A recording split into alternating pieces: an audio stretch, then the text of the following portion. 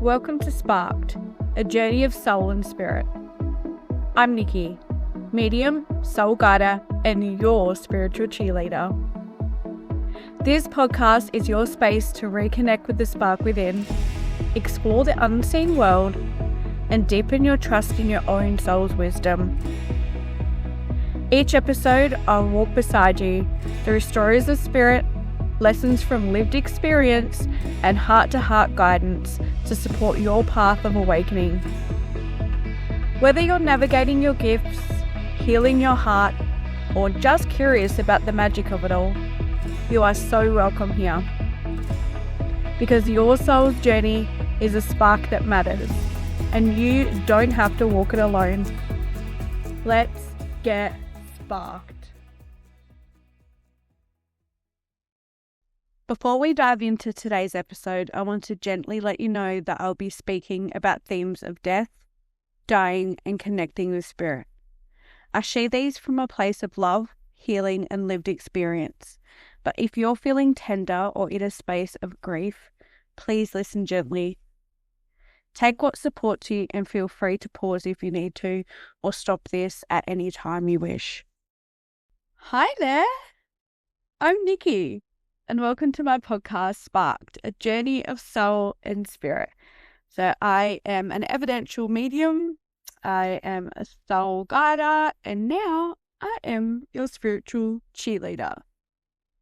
Oh my God, this podcast has been a long time coming, a slow burn, and now finally it is here in your ears, and I'm so glad that you are here with me, because this is going to be such fun. I can already feel it. There's going to be so many stories, so many tips and tricks and all of the things in between.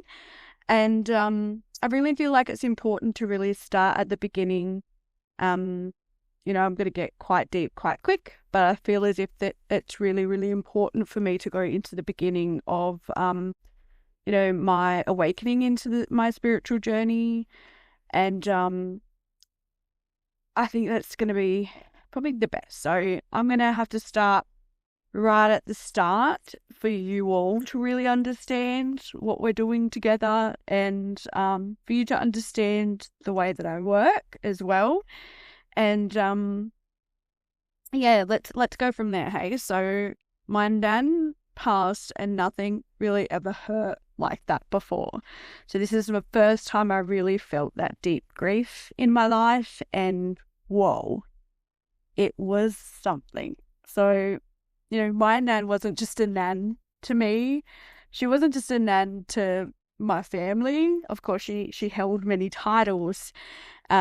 She truly was like our matriarch of our little family. She was our anchor and the one that would go to for advice, and always had those listening ears switched on. I grew up in a single parent household with my mum and my sister, and Nan was like a second mum to me. So when we weren't at home, we were more than likely at Nan's house. So to see my mum grieve so deeply as well, or to witness her heartbreak, like I can honestly feel it right now as I speak about it, that really did change me.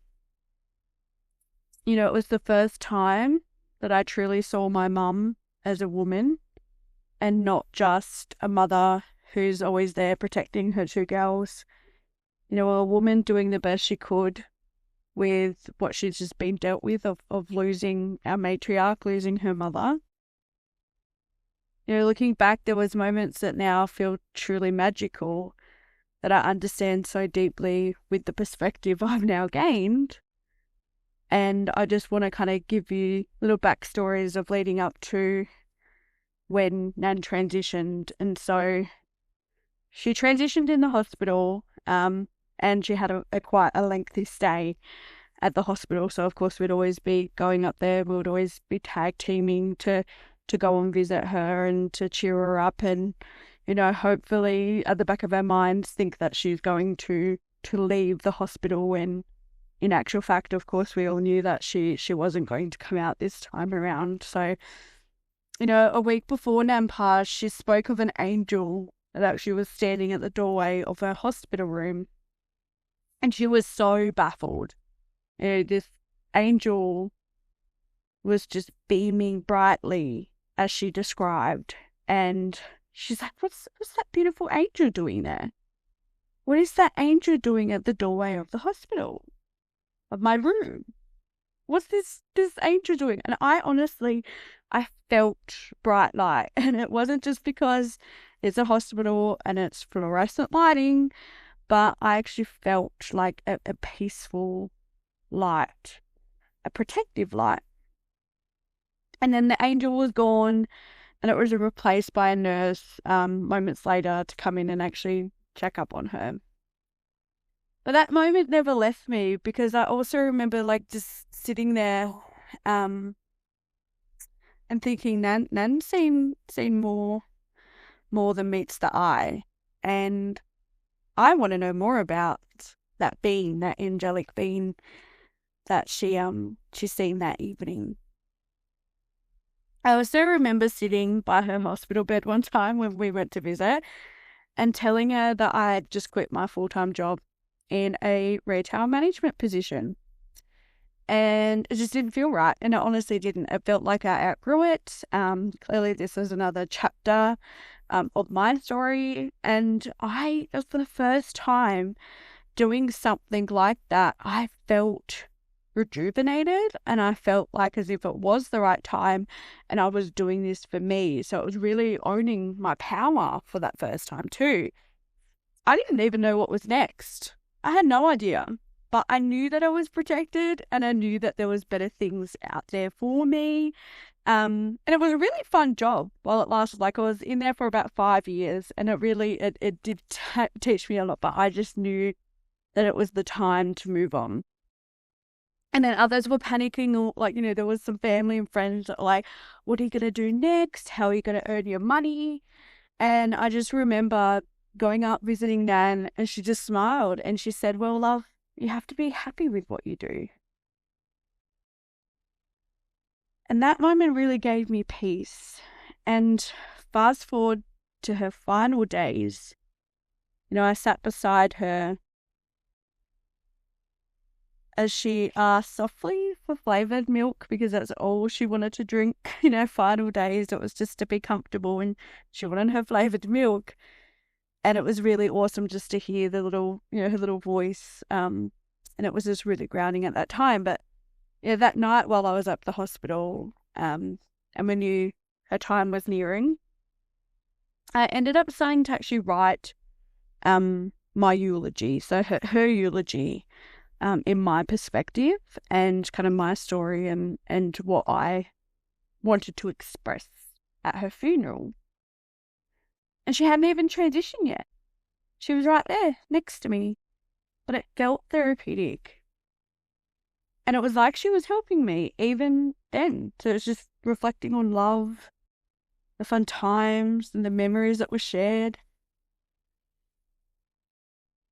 It was really such a special moment, and it honestly did feel like a part of her really was helping me through that time and starting to prepare me for grief and kind of what was to come after, she had then left Earthside. When she did eventually pass, my mum was the only one in the room at the time. And she described how Nan actually sat up from her hospital bed and looked to the sky and called out to her mum, who was already in spirit, before then taking her last breath. In that moment, my mum became a believer. I'd always was a believer, but I just kind of never knew how and what to ask, who to ask, and so forth and so on. But for Mum to actually have witnessed something like that really made her understand there's more to life than just this earth that we live on. My sister and I arrived soon after, actually, to say our goodbyes, because it was in the morning. And when we entered the room, the sun just poured through the window. There was this beautiful sun rays just on Nan's bed, and it was like glowing it was so golden and soft and embracing. And it was just truly beautiful. And me, my mum, and my sister, we all just felt comforted by that warmth. And my mum actually even opened the curtain just that little bit more to feel that warmth. But that sunlight, it was, oh my God, undescribable. Like, I can't even put it into words. So while I was preparing for this episode and I kept fumbling around thinking, all right, what do I talk about? What am I doing? I'm a pen to paper girl, and I had to actually start writing, kind of brainstorming, writing some notes down. And I kid you not, a beam of sunlight hit my page the same time I started writing about Nan and the sunbeam. And it brought me happy tears. Because it was Nan saying, all right, I'm here. I look around my reading room now where I've held space for so many grieving souls, and they've expressed in so many ways of how they're trying to navigate their grieving period. And I see so much of the same golden tones from that sun rays, like in my room right now and in the furniture, and it honestly gives off the same warmth. So lots of shades of yellows and crazy. It's beautiful. So I guess I'm telling this story because I haven't heard many people really describe the way they felt when, that first loved one passes, that really cuts them deep or cuts them open into that remembering or unlocking all those life-changing times. I feel like a lot of people kind of skim past. It's kind of like, it's that afraid of speaking about death and about losing someone. And it's devastating and it's life-changing. But it feels like as if I have to kind of speak about my experience, and for you to understand you're not alone with all of these feelings that you feel when someone so dear to you does depart earthside. Nan's passing wasn't just the last of my, whoa, this is grief, because then came another big loss. So about 2 years after Nan had passed, just 2 months before my Virgo son was born, my mum called unexpectedly when me and my partner were out, and she had broken the news that her one and only sibling, her brother, my uncle, had passed at home at his house. He'd battled an incurable leukemia, and his transition was still unexpected. Like, yes, he did do a hospital trip, probably a day and night before he passed. But it was at home, and this is the first time where I'm like, but don't know all of our loved ones pass in the hospital, like peacefully, getting looked after. So my grief this time was different. It was messy, and it was angry, because I'm like, well, no, it was selfish as well, because I had many times where I was like, wow, he was supposed to meet my son. He was supposed to hold my son. He was supposed to have time with my son. So, even when we went to say goodbye to him, the day of him passing, I could hardly look at him, and I could imagine him just laughing at me now because he's such a jokester. He'd be like, oh my God. But it just felt really surreal because the passing was different this time around. And hey, circle of life, because here I am trying to navigate this weird feeling of grief, the grief that feels different to when my nan passed, to then trying to then replace that quite suddenly with the joys and the excitement of bringing in my first son into the world, my first child as well. And then here's another thing that was super wild about my uncle passing as well, and when he did, was that it was the same exact day, or date, I should say, as my nan, July 1st. So as if that was a coinkydink, because of course it was not a coinkydink, it was, of course, orchestrated by my nan and loved ones in spirit. And, later in my fog, and at the time I was like just baffled. I was like, I don't understand. And a trusted light worker had told us meeting my family, that it was orchestrated by Nan and our loved ones in spirit. And I fully understand that now, but at the time I was like, what the hell is going on? By them sharing the same passing date, me, my mum and my sister only have one day each year to reflect and honour and connect. And of course we do that more than the one day, but I guess it's that whole deepness and that real deep reflecting. We don't have 2 dates. We have one to honour a mother and a son together in spirit. How crazy is that? It's just, the spiritual synchronicity of it all. So how crazy is that? So all the spiritual synchronicities will kind of bam, bam, bam quite quickly. And it was very, very special looking back on it. So, all of that. And I haven't even stepped fully into becoming a professional medium and kind of letting you know as to kind of how I work, about my offerings and all of that kind of nitty-gritty stuff. I hadn't even touched the surface on my first dark night of the soul yet, but we will get there. We will get there because there are going to be many episodes to come. There'll be lots and lots of things to speak about and to help you out with. Because this podcast is going to be a space for all of it. It's going to be a space for grief, growth, remembering, spirit. And I want you to know something really important before we wrap up this kind of short introductory episode of my introduction to grief and kind of what really cracked me open with my spiritual journey, my spiritual development, my spiritual everything, is that I really just want you all to know that you're not alone on your journey either. You're not behind. You're not being graded. You don't have a big fat fail stamp across your forehead. You are remembering, and this is the right time. I'll be here to share more about my path and my lessons, my missteps, and how I can support you through yours. And I wanted to add just one last little sprinkle of magic here too, is because I'm actually recording this episode under the energy of the Gemini new moon.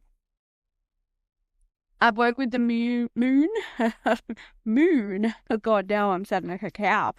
I've worked with new moons and full moons within women's circles that I hold in person here in the little rural town of Broken Hill that I live in.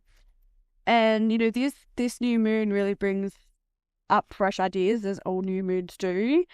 It's also about that clearer communication. So here I am actually speaking my story and not shying away from it and being ready to communicate for you all to listen to what I have to say and how I can help. And it's a beautiful invitation to express from the heart. And that's where my work is from. My work is from love and heart. And I know, yes, time and time again, all of us say it. Well, a lot of us say it. It's not all rainbows and sparkly fairies on this journey, but it does come down a lot to love. And there is a lot of darkness, and there is a lot of ickiness to overcome as well. But Gemini helps us to connect and share and just speak our truth. And that's exactly what this podcast is going to be all about. Launching Sparked under this new moon just feels like opening a door and letting my voice, my real, unfiltered soul voice, just fly free. I'm flying my freak flag because I'm a dag. But it really is. It just feels like the right time. I know it's the right time. Spirit keeps time and time telling me that this is now the right time. And I'm just excited.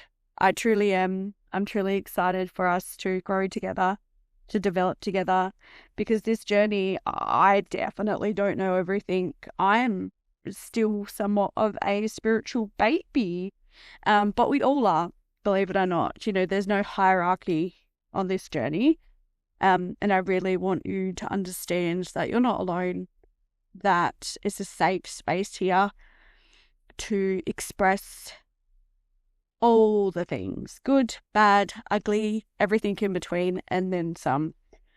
So just keep breathing deep, trust the whispers, and know that you are not alone.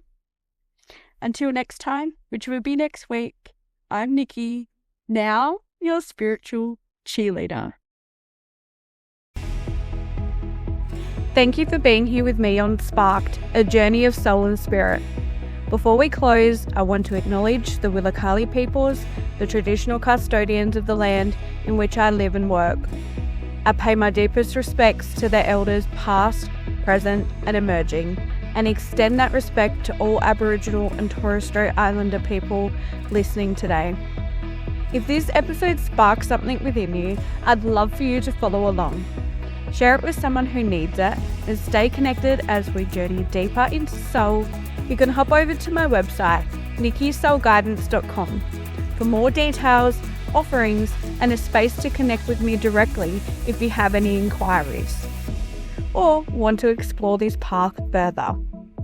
Until next time, trust your soul, follow the spark, and honour your heart.